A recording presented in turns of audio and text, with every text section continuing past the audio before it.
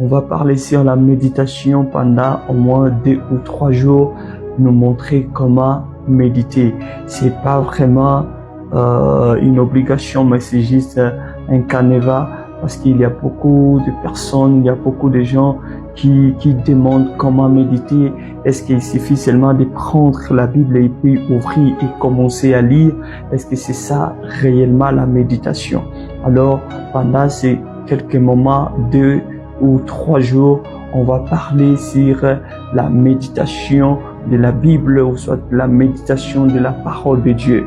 Comment utiliser les Écritures, comment lire, comment le faire, comment on peut faire ou soit être éliminé par les Écritures. C'est ce qu'on va apprendre ensemble pendant ces 2 ou soit 3 jours qu'on sera ensemble. Alors, comme l'introduction, j'avais dit que la méditation de la parole de Dieu constitue une nourriture spirituelle pour tout un enfant de Dieu.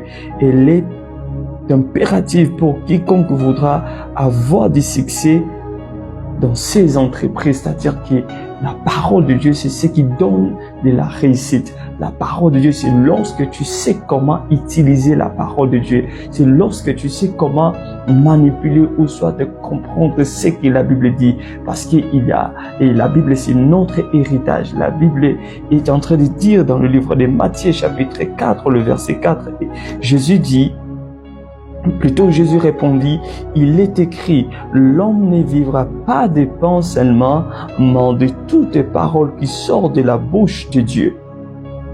L'homme ne vivra pas seulement du pain, mais de toutes paroles qui sortent de la bouche de Dieu.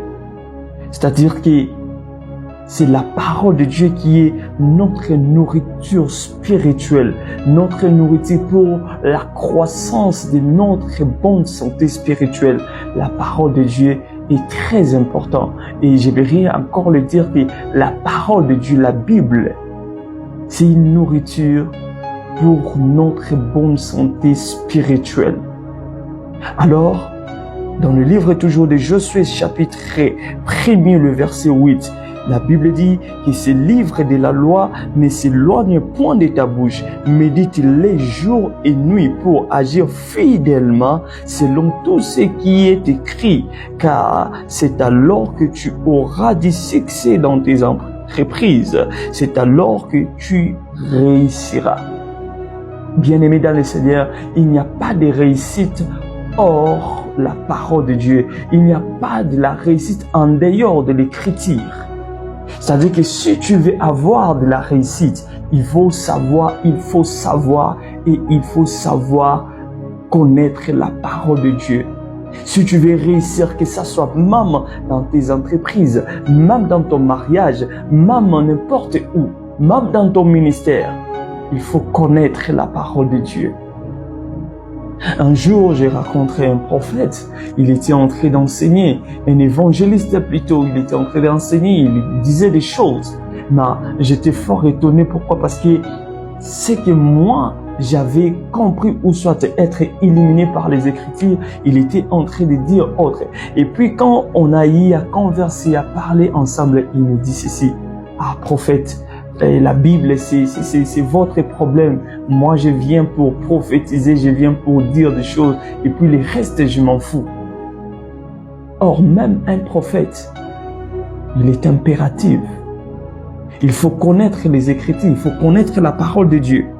Et alors pour ce qui est comme définition, j'avais dit que la méditation consiste à prendre un passage de la Bible à longueur variable et à méditer dessus en priant jusqu'à ce que le Saint-Esprit nous révèle comment appliquer son enseignement dans notre vie, dans notre vie de façon personnelle, pratique, réalisable et mesurable.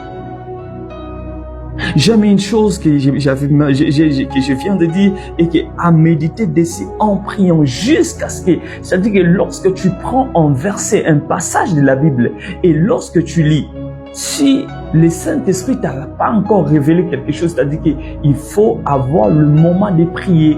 Il faut prier et prier afin que le Saint-Esprit puisse te révéler quelque chose par rapport à ce que tu viens de lire. Alors, il y a une chose que j'aime beaucoup plus dans le livre de Jacques, chapitre 1er, le verset 22. Écoute ce que la Bible dit. La Bible dit ceci. Seulement, ne vous contentez pas de l'écouter. Traduisez-la en acte sans quoi vous tromperiez vous-même. Je le reprends encore. Seulement, ne vous contentez pas de l'écouter. Traduisez-la en acte, sans quoi vous vous tromperiez vous-même. C'est-à-dire, quand on lit, quand on médite, quand tu prends un passage de la Bible, ne contente pas seulement à l'écouter. Mais maintenant, il faut le mettre en pratique, ce que tu viens de lire. Alors, il y a aussi un processus. Écoute, j'aimerais dire à une personne ce que la Bible dit. J'aimerais même reprendre cet verset. Et depuis le verset 19, ce que la Bible dit, vous savez tout cela, mes chers frères. Là, c'est Paul qui est en train de dire. Il dit ceci.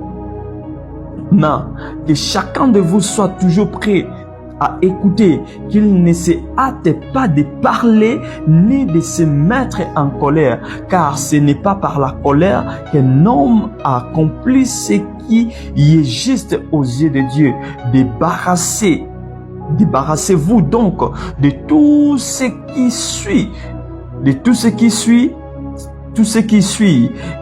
tout ce qui reste en vous de méchanceté pour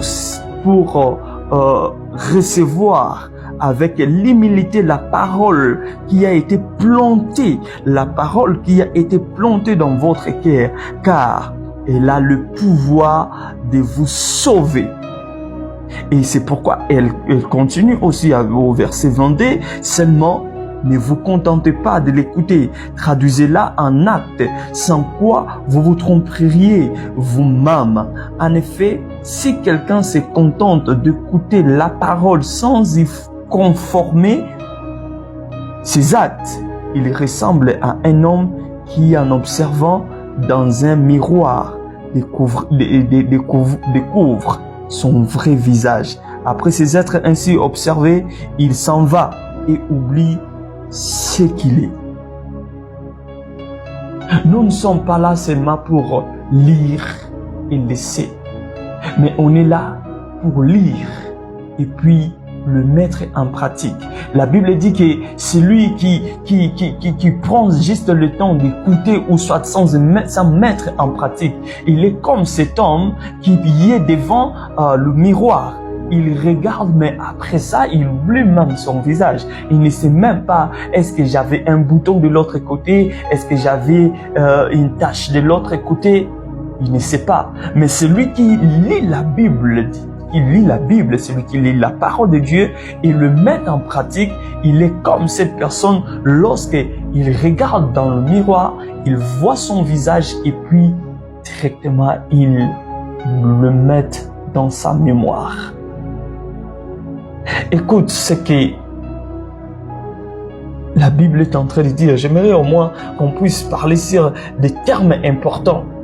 Il y a 3 termes importants à considérer. Je dis qu'il y a 3 termes très importants à considérer lors de la méditation de la parole de Dieu. Sont la révélation. C'est-à-dire que lorsque tu lis les Écritures, il faut que tu puisses avoir la révélation de la parole de Dieu. Tu ne peux pas lire et finir sans avoir la révélation de ce que tu as lu. Et la deuxième des choses, c'est l'inspiration. Et la troisième des choses, il y a l'illumination. C'est-à-dire que les Écritures, la Bible doit illuminer ton intelligence. Alors, quand on parle sur la révélation, Dieu révèle sa nature ainsi que sa